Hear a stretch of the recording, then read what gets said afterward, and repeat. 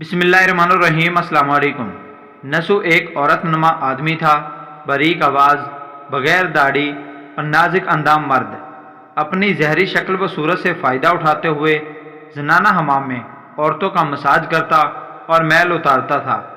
कोई भी उसकी हकीकत नहीं जानता था, सभी उसे औरत समझते थे।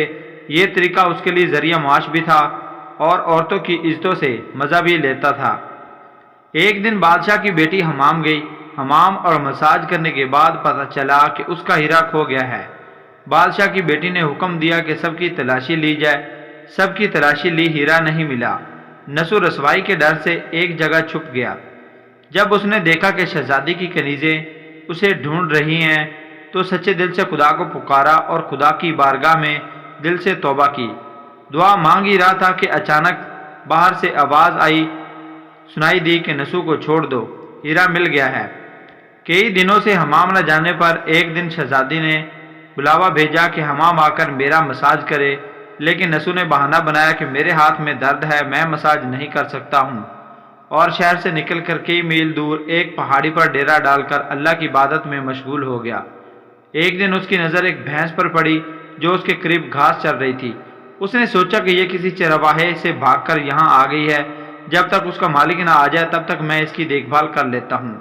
कुछ दिन बाद एक तिजारती काफिला रास्ता भूलकर इधर आ गया, जो सारे प्यास की शिद्दत से निढाल थे। उन्होंने नसु से पानी मांगा। नसु ने सबको भैंस का दूध पिलाया और सबको शराब कर दिया।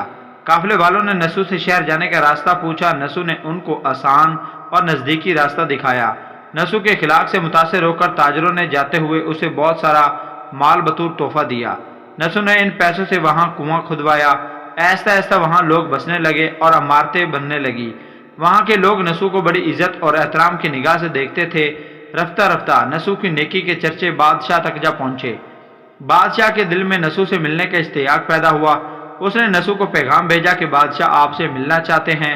जब नसु को बादशाह का पैगाम मिला तो उसने मिलने से इनकार कर दिया।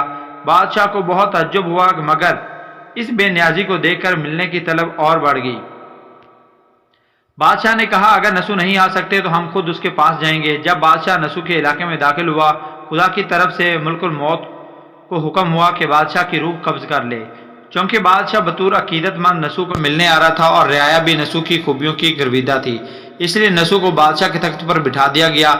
नसु ने अपने मुल्क में अदल व इंसाफ का निज़ाम कायम किया। वही शहजादी जिसे औरत का भेस बदल कर हाथ लगाते हुए भी डरता था, वो शहजादी ने नसु से शादी कर ली। एक दिन नसु दरबार में बैठा लोगों की दाद रसी कर रहा था। एक शख्स वारद हुआ और कहने लगा, कुछ साल पहले मेरी भैंस गुम हो गई थी, बहुत ढूंढा मगर नहीं मिली, बराए मेहरबानी मेरी मदद फरमाएं। नसु ने कहा, तुम्हारी भैंस मेरे पास है। नसु ने हुक्म दिया कि इसके सारे माल और दौलत का आधा हिस्सा भैंस के मालिक को दिया जाए।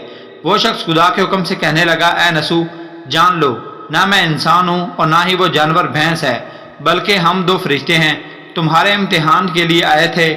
ये सारा माल और दौलत तुम्हारे सच्चे दिल से तौबा करने का नतीजा है। ये सब कुछ तुम्हें मुबारक हों।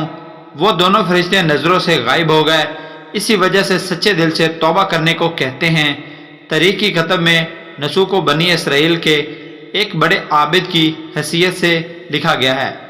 दोस्तों, अगर आपको ये वीडियो अच्छी लगी है तो हमारे चैनल को सब्सक्राइब कर दीजिएगा, साथ ही बेल आइकन को प्रेस कर दीजिएगा ताकि मज़ीद ऐसी वीडियोज़ आप तक बर वक्त पहुँच सकें। अल्लाह हाफिज़।